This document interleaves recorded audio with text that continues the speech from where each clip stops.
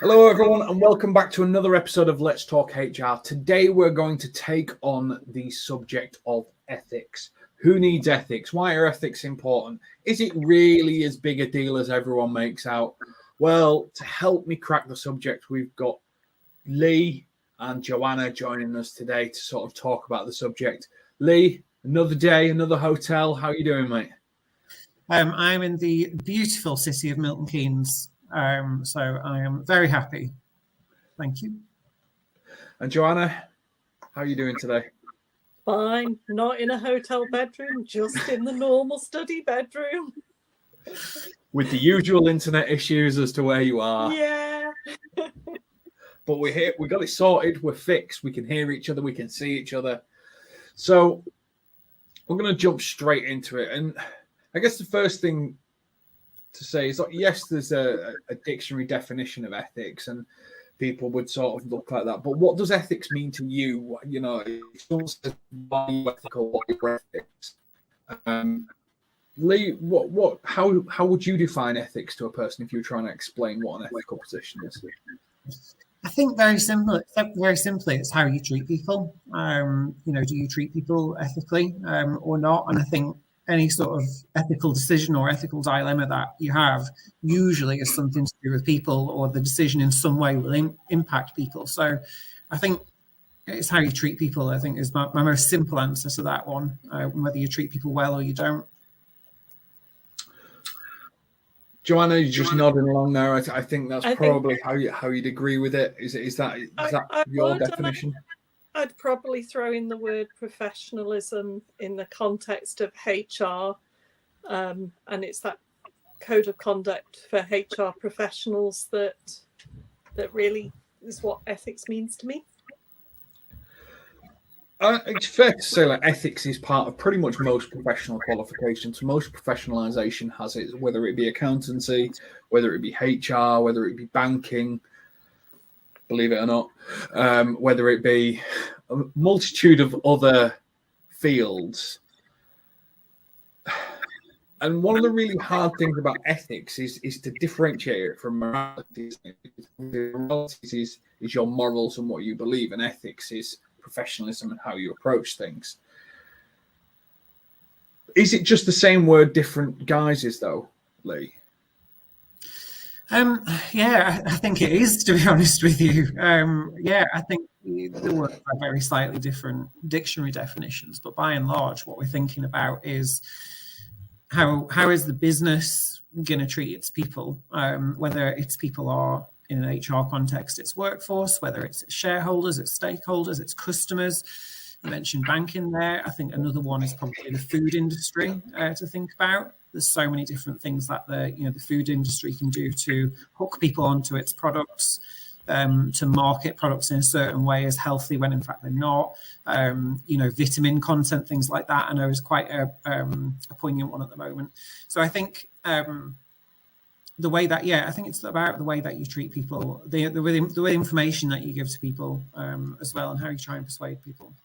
Oh, everything's got protein in it at the moment, hasn't it? Everything's so many grams of protein. But I think, according to the definition, ethics leans more towards decisions based upon an individual character, and is subjective and things like that. Whereas morals is a widely shared communal or societal norm. Now, I don't think there is many societal norms anymore, is there, Joanna? It probably does have to be done on a case-by-case and a personal basis. I think so. I think I might describe it slightly differently. I think your morals are very personal.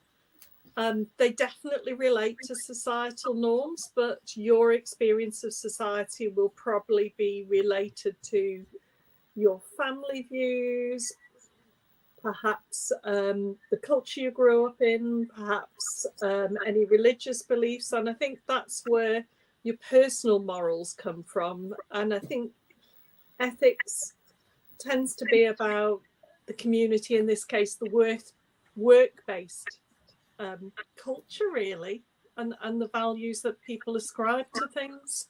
So the two can be slightly different. Yeah.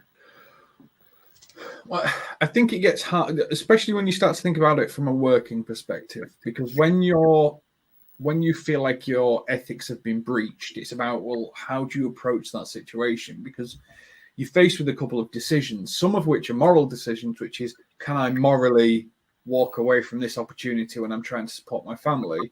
Can I ethically stay working for this organization? And do I do it for a duration before I leave? When you're faced, Lee, with a situation where you've got responsibilities and you've got ownership within a personal, but obviously something's breaching your ethical line in a professional, is there a breaking point, or is it where you've just got to walk away even if you and put that morality side at risk? Or is it for most people you need to find something else before you can leave, and that's where family comes over business almost?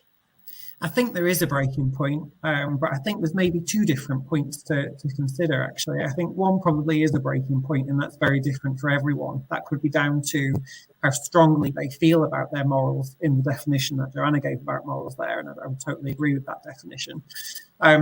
There probably is a breaking point, and that might be, like I say, how strongly they believe in those morals, but also their personal circumstances, like you just mentioned.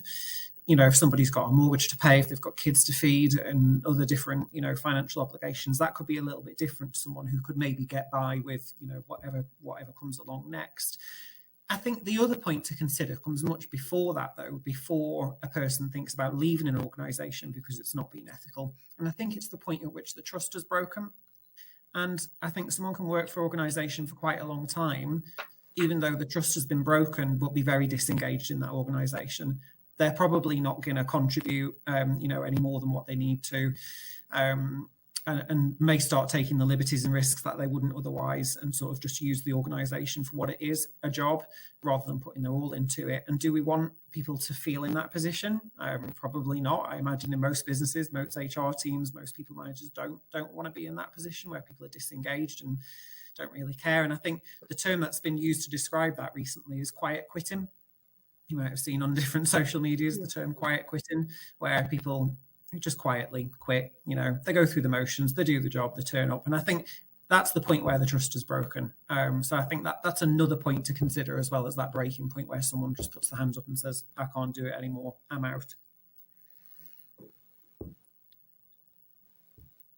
I can't hear you, James.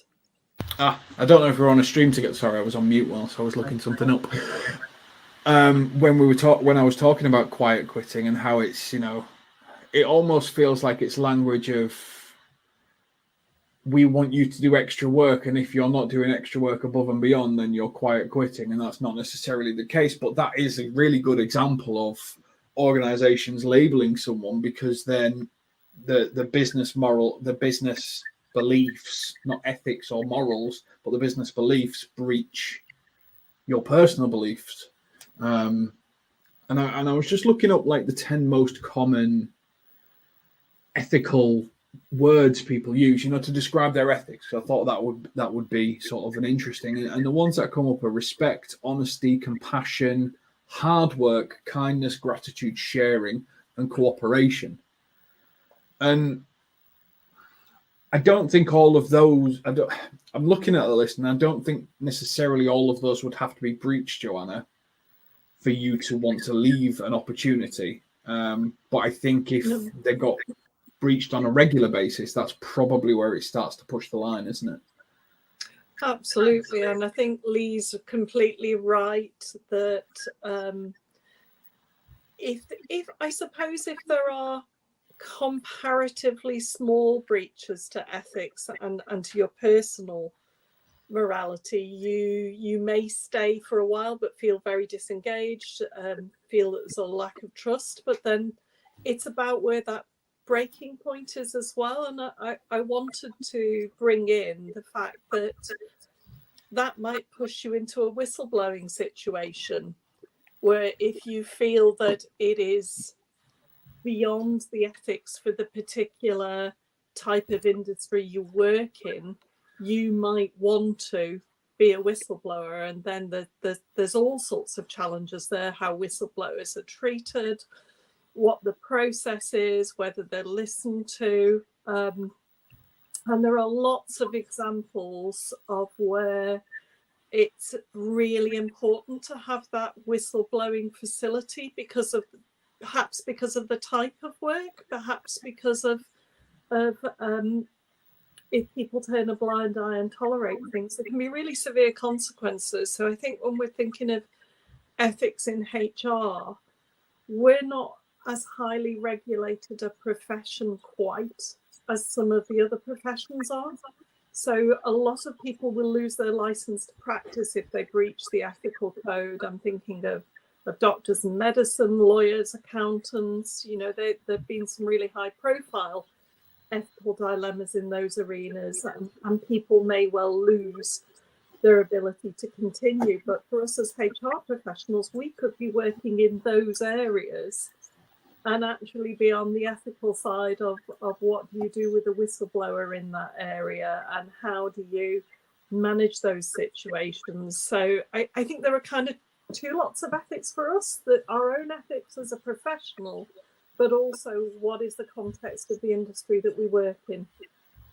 And you raise a really good point around whistleblowing, and there's so much negativity given to whistleblowers normally, because the reason organizations breach an ethical line is because they want to make profit for shareholders. And if that whistleblower happens, then that profit loss happens, and there's potentially, there's fines and other regulatory things that can kick in.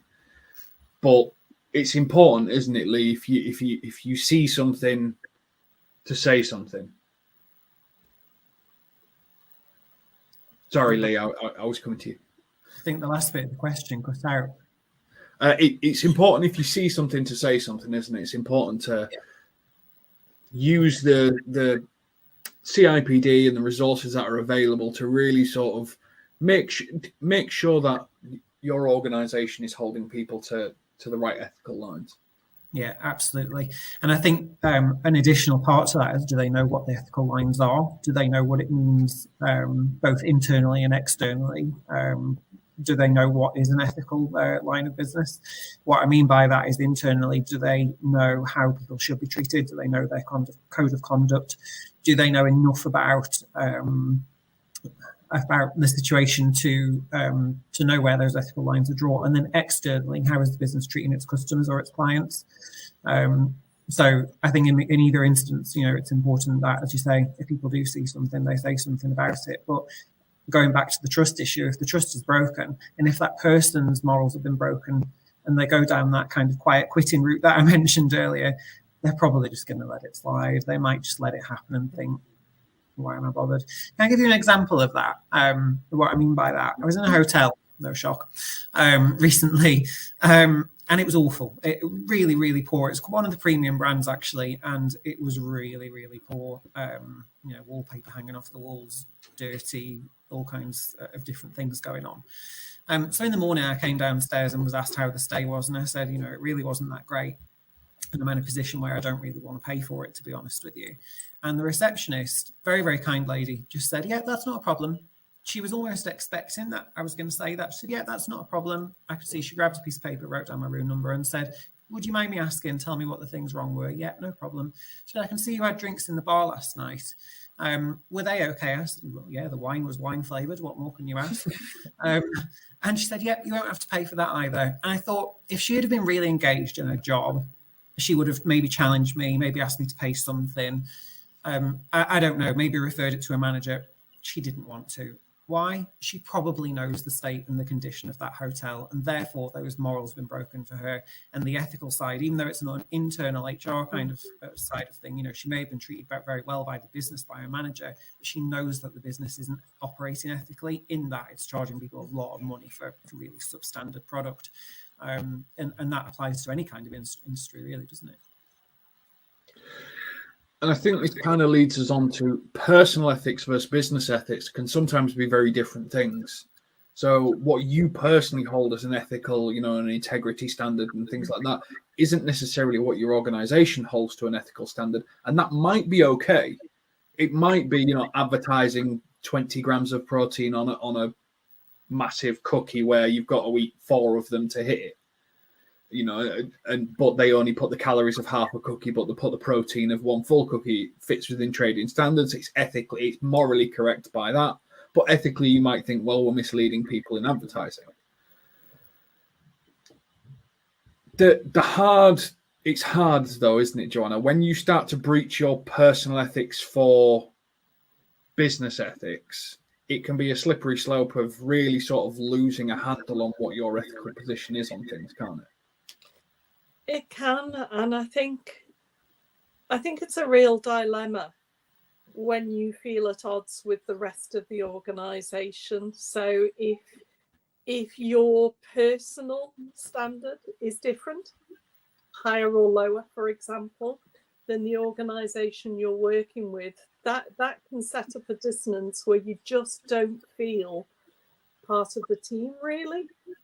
And I think, to some extent, that I'm going to go back to my whistleblowing example. That can be what whistleblowing is about, that everybody has accepted something that may not be professionally acceptable ethics, but they've all just sort of lived with it for so long, or turned a blind eye, that nobody's really talking about it. It has become the accepted norm. And a whistleblower by default is the one person who's standing up and going, this isn't okay, this isn't normal.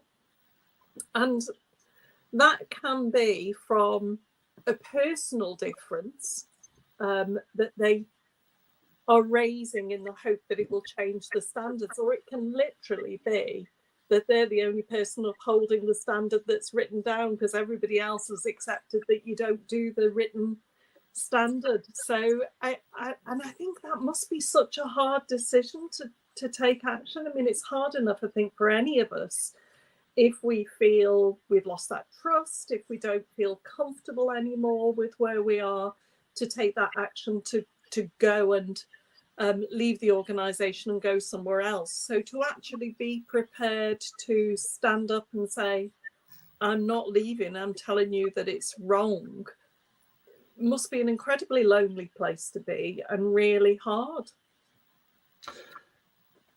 Yeah, I completely agree. And I was thinking about it. Most people would just pack their bags, leave. I'm going somewhere better, and they might leave a negative Glassdoor review on the company or something like that. But really, their stance is, well, I just need to get out of here because I can't be associated with this company should it all come out. To make the decision that I'm going to benefit everyone by making a stand and doing something it's a really bold move. And I'd ask anyone watching this to reflect on a time in their life where one of their friends is out of order and done something, and you want to have that one-on-one conversation with no booze, no Dutch courage, none of that. Just to have it out with them is often a really difficult conversation to have. Now, imagine you're doing that on behalf of 1,000 people, 2,000 people, because your organizations are doing something unethically. How exposed, at risk, hated, no human is built to want to feel that way. So it can be really, really difficult. And Lee, I'm going to come to you. Just the way organizations tend to do this, and I'm going to say most organizations are ethical and stuff like that, but organizations that are unethical, that tend to do this, tend to just chip away at your own personal ethics. It's not like a big step, is it? It's just little things here and there where you end up losing your value and your ethics by doing little things that you're asked not to do, that you shouldn't be doing, really.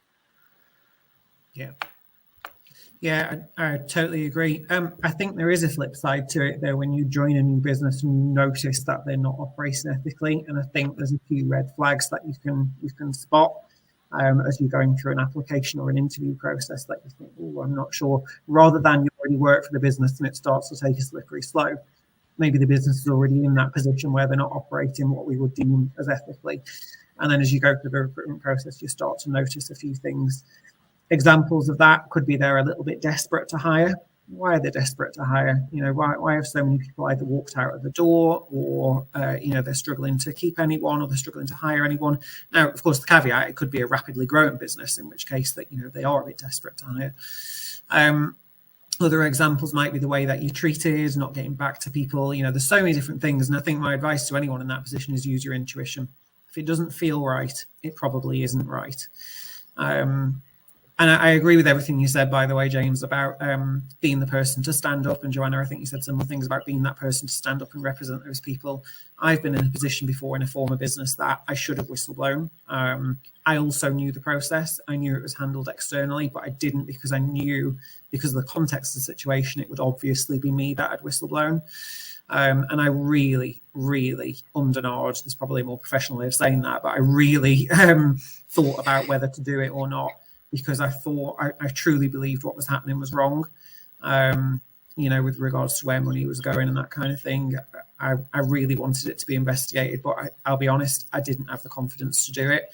I really wish that I had now, because knowing what I know now and how that person has, what's happened in the future, with the benefit of hindsight, rather. I really wish that I had done that. So my advice, I think, to anyone would be know your whistleblowing process. It'll be on your company intranet, depending on your size of your company, that kind of thing. Have a look in the policy and read it. If you're able to keep the anonymity, speak to HR, get an idea of the process or other people around you. But be careful to protect your anonymity when you do that. I mean, I'll give you an example of how breaking your ethical line can happen just from personal experience. And this is way back before I knew any of you, Joanna. Before you think, do I know the story? I was working for a company and we were selling utilities, and it was a big sales floor, 100 odd people, and I had a team of about 50 odd. But the rule was you recruit them on a Monday. If they make less than 7 sales, they get fired on a Friday. If anyone makes less than 10 sales, once they're established, they get fired on a Friday. Nobody made, I think I had 5 people made it above a year, because it was just that thing. And what started to happen is people would start to go, okay, well, I'm on 6 sales, I need 1 more. And people would start to share their deals around to ensure that people hit their targets, which, again, that feels fine. Doesn't feel too bad.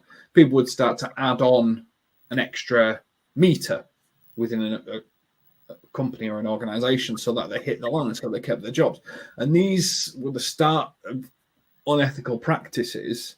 Contracts would be signed, they'd sign up contracts and I wouldn't show they'd done the contracting correctly. These were the breaches that started to happen because people were fighting for their jobs. Now, I was in charge of that sales floor and I started to let it happen, which is a breach of my ethical lines, because I think you should do as you say, but it kept people in a job. And it kind of escalated from there until it got to the point where I just walked out.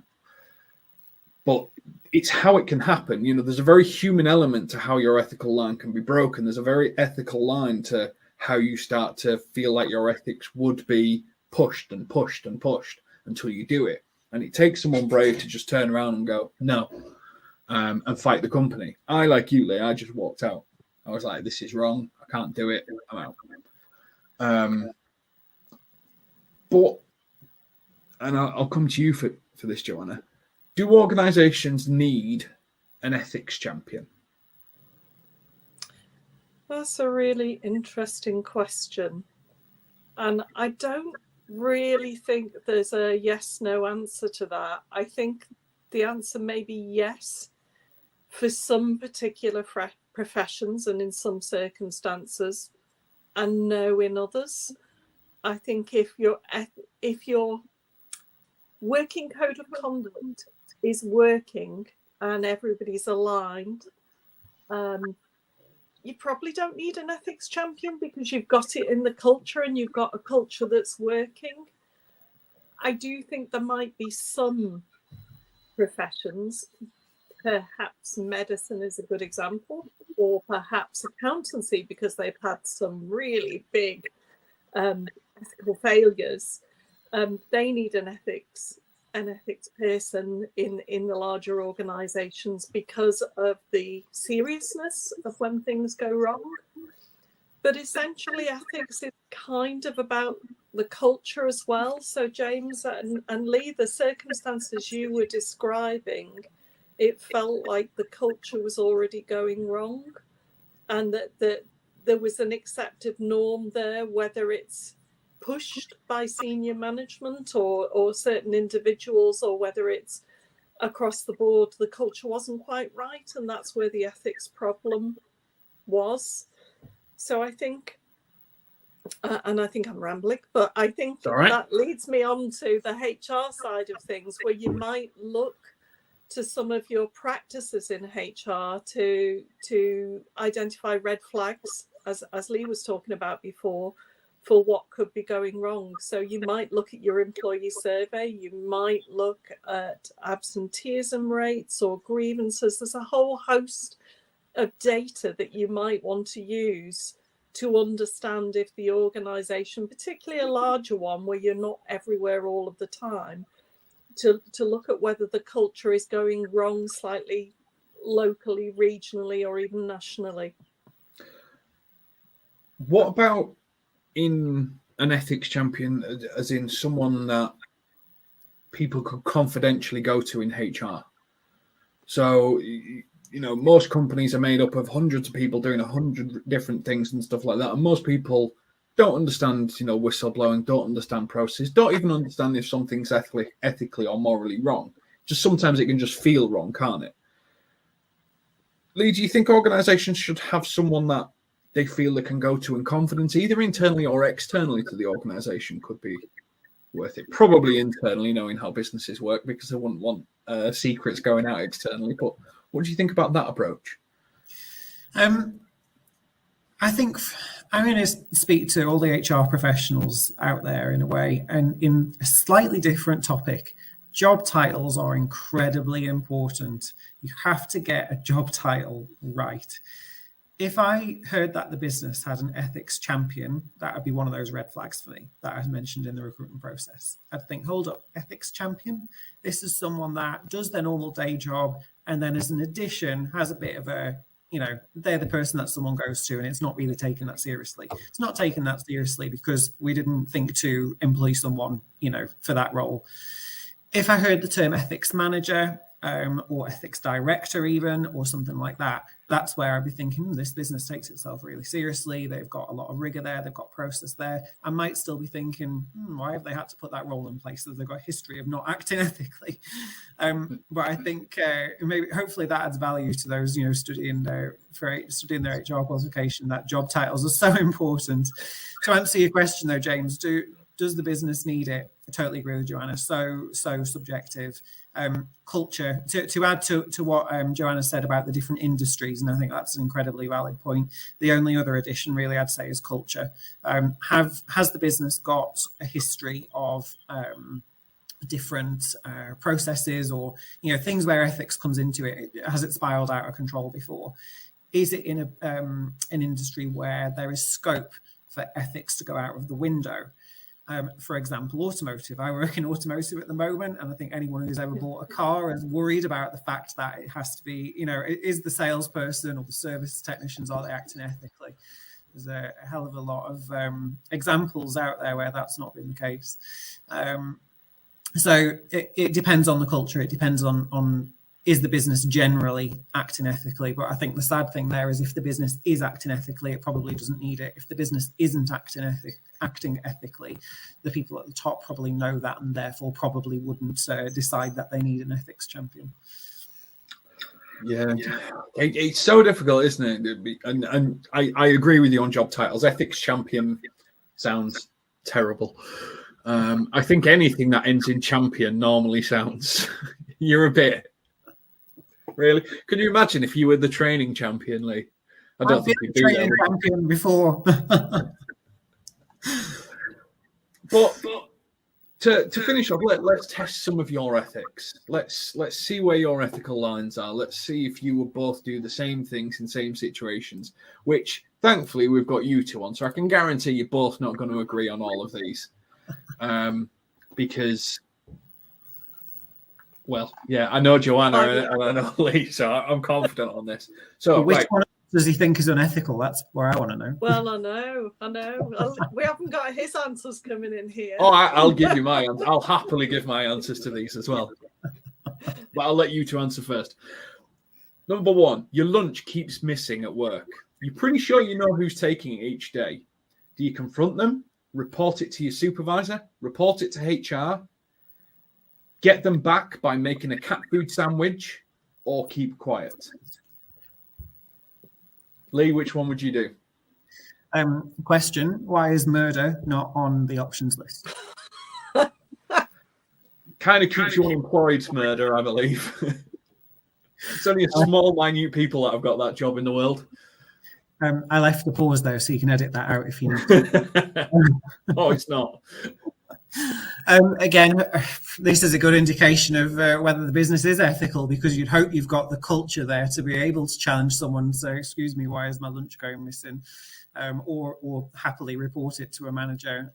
So that's what I'd like to do. However, if the business isn't particularly ethical and it's not a great place to work, then I imagine I'd probably slink away and do nothing and leave at my earliest opportunity. Joanna, which would you do? Someone's nicking your lunch. You think you know who it is? I think I would probably go the passive-aggressive non-conflict route. So probably put a note on the food or try and catch them out. Or actually, if it was right now, with the cost of food, I'd probably just keep quiet, because I'd just assume that was somebody who needed it more than I did. But in normal circumstances, I would probably try with a note first on the food. I mean, that's what a lot of people do, isn't it? The fridge. Oh, yeah, the passive-aggressive note is... somebody's name on it. This is mine. A staple, as well as the passive-aggressive email about people not cleaning out the microwave. Yeah. Or I might choose to use a team meeting to talk about how disappointing it is that things are being taken and how disappointed I am. You see, the disapproving parent wasn't on the list, but that definitely sounds right. I would 100% go with the cat food sandwich. 100%. Because the person that I'm thinking of in my head that would steal food deserves a cat food sandwich. Okay, number two. You buy a pile of clothes on sale at your favourite store. When you get home, you realise one of them's not on the receipt. Do you go back to the store and pay for it? Or do you just let it go, knowing that in the fullness of time it'll all even out? Joanna? Might plead the fifth here. I think where there's a difference is there's many a time I've been at a shop or a supermarket where I've just said, oh, you've not charged me. And you say it straight away. I think when you've got back home and realised that, you end up with a bit of an inertia situation that it can be harder to go back and say that than it is to be quiet. So I want to say that I would go back and say that, but if I'd bought it in a different city and I got home and realised, I probably wouldn't go back to the other city. This is the longest-winded way of saying I'd keep it. Lee? Yeah, what she said. Do you know what comes into it for me? Is it a small business or a big business? If it's a big business and they ain't going to miss that £5 t-shirt or whatever it is that I bought, then I'm probably not going to deal with it. If it's a small business and actually that's going to make a difference to them, I'd probably go back, give them a call, email them. You know, it's usually easy to contact them these days and try and do something about it. But I promise you, there is a small business in Birmingham that I bought my lunch from a few weeks ago, and I picked up some crisps and accidentally liberated them without paying. And when I went back about a week later, something like that, because I was there again, I said, can you charge me for a packet of crisps, please? I don't want them. I've already eaten them a week ago. Charge me for the crisps. I promise you. I think there's something about the level of customer service you get as well. If you've had an awful experience, you're probably feeling pretty resistant to the idea of giving True. back anyway. Yeah. Okay. Number 3. You're failing the class. And you're about to take a test. You hate the class. It's an online exam. It's health and safety, which Joanna loves, by the way. If you fail the class, then you failed. But you could look up the answers on another screen because no one's watching, so that you pass the class and you can move on. What do you do? I can tell you from the office I was in, most people looked up the answers. Well, I'll go first with this one. I did that once, I'm not going to lie, and I nearly got sacked for it, so I will never do that again. Consequences of my unethical actions, I will just fail the test. Are you one of those that always gets caught out when you try when the line's about there, you just get caught every time? Yeah, if I'm doing 30 and a half mile an hour, I will be prosecuted for speeding. And I think I wouldn't do it because I'd be so scared and sure that I would be caught out. A friend gives you a gift for your birthday. Unfortunately, it's a type of perfume that you're extremely allergic to. Do you say something, ask for the receipt, return it, or just keep quiet? Keep quiet. I'm going to throw in another option, regift. Yeah, exactly. Regifting was mentioned on my wedding speech. That's how much I regift. Regifting is a good option for not upsetting someone and sharing the joy. Yeah, what's worse though is, you know, when you get something hideous and they've had your name put on it, so you can't get rid of it and you don't know what to do with it, so you end up just keeping it, never getting ready to throw it out. Is that I have a cheese board that is terrible. That sounds so middle class, doesn't it? I have a cheese board with my name on it, but it's horrendous. It's like this tiny little thing. You can just fit like a baby bell on it, and it's like, what's the point?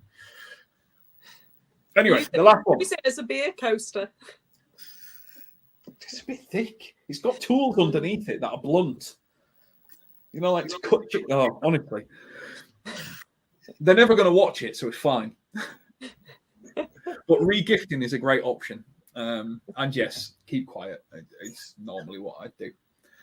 So speaking of ethics, if anyone's looking to bribe James for anything, a new cheese board, a large cheese board is the way to go.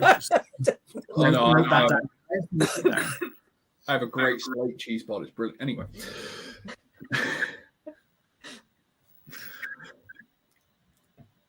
The unfaithful colleague situation. So you go out with your husband. Oh, this works for both of you. For dinner. You've not frequented it before. It's new. And it's in a part of town you rarely visit. You're shocked to see one of your colleagues' wives that you met at a Christmas do out with someone quite young. The way they're behaving, it's obvious they're more than friends. They finish the meal. They leave without seeing you, behaving very affectionately to each other. Do you tell your colleague what you've seen? You probably know it would create friction and create tension within the workplace because you're probably not going to believe you. Say nothing, as it's their couple, their life, their rules. They may or may not have an open relationship. You don't know. Or something else. Again, there's an option missing from the list here. This is a really good opportunity for blackmail. That is something else. No, do you know what? I'm joking, but this stuff exists. People do this. It's not just on Coronation Street. Well, my answer is it is none of my business. I think what's different is if it's a friend, that is very different, and you may be friends with your colleagues, and then the friendship takes precedence. For me personally, that's my moral situation on it. But for a colleague, it is none of my business whatsoever, and I don't want to be getting involved in things that I shouldn't be. That can cause an issue in the workplace. I am with you on that one, Lee. And if it was a really close friend, I might actually go to the person who I saw out on the town to encourage them to do the honourable thing. Yeah, there's a line in there of like passing ship in the night, colleague, and then it starts to move towards friendships and close friends and things like that. The more that you work with someone, so I'm probably still sit on the none of my business trait, even if I'm friends with them at work and stuff like that. You just don't know in these day and age, do you? And you don't want to necessarily rock the boat. Especially if they're bringing in money. You just don't know from a sales perspective. Ethics, James. Ethics. I know. That's why we've got these dilemmas. Now, if you are watching this, please put your answers in the chat. Please tell us what you would have done. Tell us if we've done something different. Tell us if you would take the blackmail route that Lee mentioned, or the murder route on the sandwiches. There are some extremes there, but what we tried to cover in this session is ethics is paramount importance within yourself, first and foremost. What are your lines? What do you believe in? What do you hold most important? And then you need to find an organization. You need to be comfortable in an organization that matches your ethical lines and boundaries and stuff like that, because you don't want to lose your sense of self by having breaches. If you are confident, strong enough, if you're working for an organization that is being unethical to the legal standard, whistleblowing is an option. There is support from CIPD. There is support from people around you. There is support from the entire community, things like that. So please don't feel like if you do think this is the right and only option, that you're alone, because it can be very lonely doing something like that. And as myself and as Lee has mentioned, it lives in your head a little rent-free as a regret if you don't do it. This has been Let's Talk HR. This has been ethics, why we have ethics. Thank you for everyone that's watching, and we will catch you on the next one.